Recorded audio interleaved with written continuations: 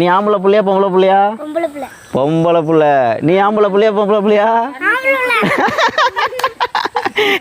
நீ பொம்பளை புள்ள, நீ ஆம்பளை புள்ள.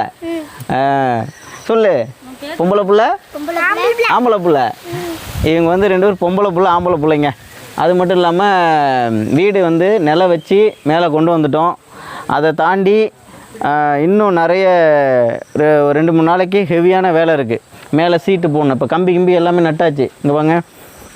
இப்போ வந்து கம்பி ஸ்ட்ராங்காக நட்டுருக்காங்க. இந்த பாருங்கள், இந்த கம்பி வந்து ஸ்ட்ராங்காக நட்டுருக்காங்க. இது மேலே சீட்டு உட்காந்துரும். அது மட்டும் இல்லாமல் இதுலலாம் வந்து தரை வந்துடும். ரொம்ப ஹெவியாக போட போகிறோம். அது மட்டும் இல்லாமல் இந்த படிக்கட்டு 2 ஓகே. ஆனால் இந்த நிலக்கதவு, இந்த கதவோட பெயிண்ட்டுங்கெலாம் அடித்து பாப்பா முடியாங்க, பாப்பா அங்கே முடியாங்க, பெயிண்டெலாம் அடித்து நல்லா சிறப்பாக பார்த்திங்கன்னா இந்த வீடு மிகப்பெரிய ஒரு திருப்புழா மாதிரி கொண்டாட போகிறோம். அது மட்டும் இல்லை, ராணியம்மா நீங்கள் பட்ட கஷ்டம், நீங்கள் விட்ட கண்ணீர், எத்தனையோ பேர் உங்களை நம்பி இந்த காசை கொடுத்தாங்க. உங்களுக்காக இந்த வீட்டை கட்டியிருக்கோம். இந்த 2 குழந்தைங்களுக்காக. இவங்க வந்து அன்றைக்கி நம்ம இடத்துல இல்லை, அதனாலேயே நம்ம வந்து அவங்கள பற்றி சொல்லலை. அதை தாண்டி நீங்கள் 4 பேருமே இந்த வீட்டில் இருந்து நல்லா இருக்கணும். அதுதான் என்னுடைய ஆசை. நீங்கள் 4 பேருமே சந்தோஷமாக இருக்கணும். ஓகேவா? ஹாப்பியா? வீடு கட்டி கொடுத்தோடனே நீ சொல்லணும், இங்கே வரு எங்கள் மாமா வீடு கட்டி கொடுத்துட்டாருன்னு சொல்லணும். சொல்லுவியா?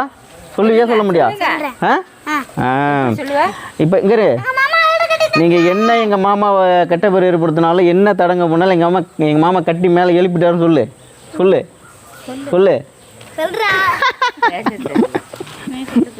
சரி